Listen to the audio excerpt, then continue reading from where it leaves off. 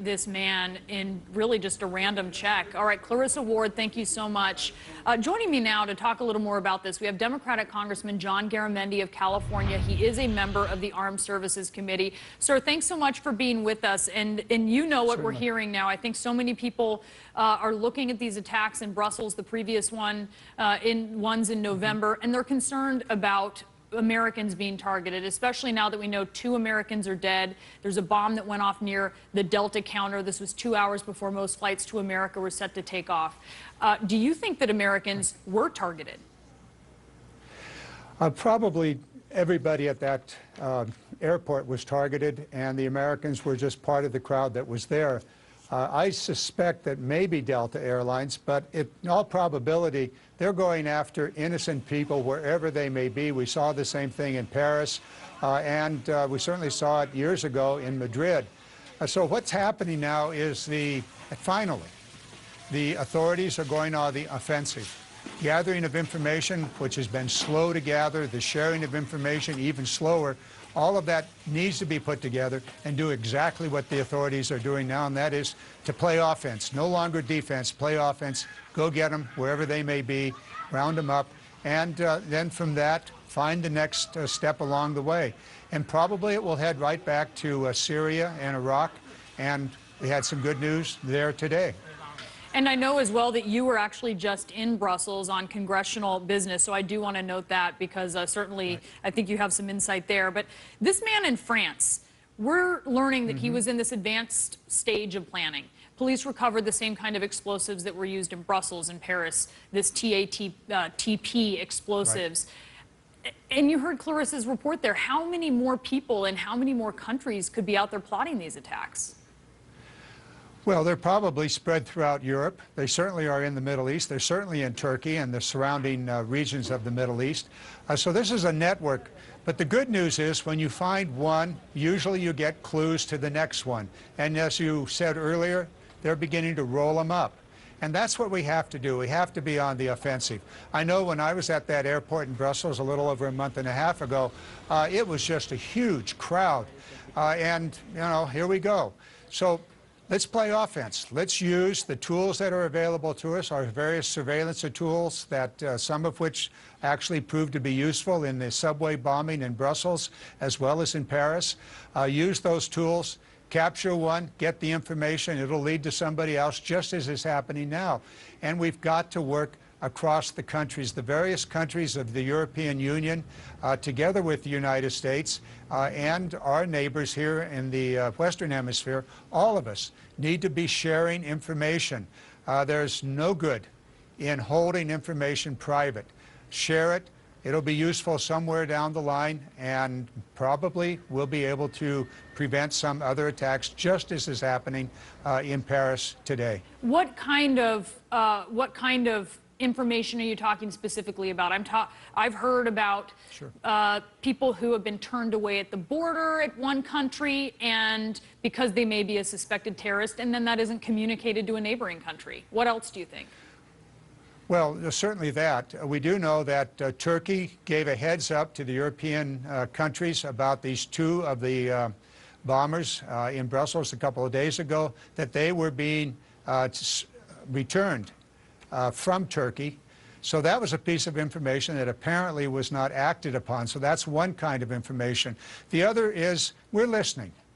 The United States and other countries are listening to various communication that's going back and forth. There was talk of this email or this text message that was out there. So we use our appropriate listening technologies. Sometimes you have to do that Forces have killed one of the world's most wanted terrorists, the veteran ISIS figure known as the finance minister, but many analysts view him as the terror group's #2 leader. I want to go live now to CNN Pentagon correspondent Barbara Starr. How big of a deal is this, Barbara? From the Pentagon point of view, Brianna, a very big deal. This guy's name is Kaduli. We have a picture to show everyone. He had a $7 million price tag on his head from the U.S. government. That's how bad they wanted to get him. Now, there was a mission to go after him. What we do know is that U.S. Special Operations Forces secretly moved into Syria. The idea was they were going to capture him, bring him back to Iraq, interrogate him for everything he knew about ISIS, finances, operations, external attack planning. But we're not clear, the Pentagon not exactly saying why it didn't go as planned. When they moved him by helicopter, the commandos were not able to get to him. He was in a vehicle. Something happened. They weren't able to complete the mission, so the next step that appeared was they opened fire on the vehicle, killing him. That is what we now know, that these U.S. Special Operations Forces went into Syria, killed this man, not able to capture him, but nonetheless, the Pentagon today saying a very big get. The Secretary of Defense, Ash Carter, talking about dismantling the ISIS cabinet one by one. Baghdadi, the #1 of ISIS, still remains at large. Brianna? That would be certainly the most important one. All right, Barbara Starr at the Pentagon, thanks so much. And we're back now with Democratic Congressman John Garamendi of California. He is a member of the Armed Services Committee. And obviously you know about this, what Barbara just reported, this #2 ISIS leader taken out. Right. How significant is this, or does someone else just fill his role?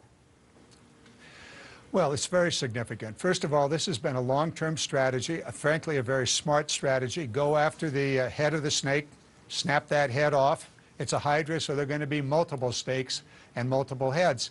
But we're getting them one at a time, and that's very, very important because it disrupts the operation. And also consider that there are military operations going on simultaneously, and when you knock out the leader, you degrade that military operation, and quite possibly you can seriously disrupt it. And so all of this is very important. This fellow, probably the financier, money is critical to them. If you can break that network or slow it down, that gives your military operations a better chance to succeed. And keep in mind that it's the Kurds, it's the Iraqis, all of these pressing in on ISIS. With some success. We've taken 40% of the territory back. There are major cities that are going to go into play over the next several months. And if you can eliminate the leadership, as we are doing successfully, it'll make it that much more likely to be a successful military operation when that time comes. I want to ask you quickly before we let you go on your way this Friday. You were just in Belgium. We talked about that. I wonder if you think in a place like Belgium and also here in the U.S. that there should be more security beyond that first security checkpoint at the airport. Should there be a buffer zone even beyond that as people approach the airport? Well, this is a tough question. This issue actually came up in Los Angeles when there was a shooting at one of the TSA check-in counters.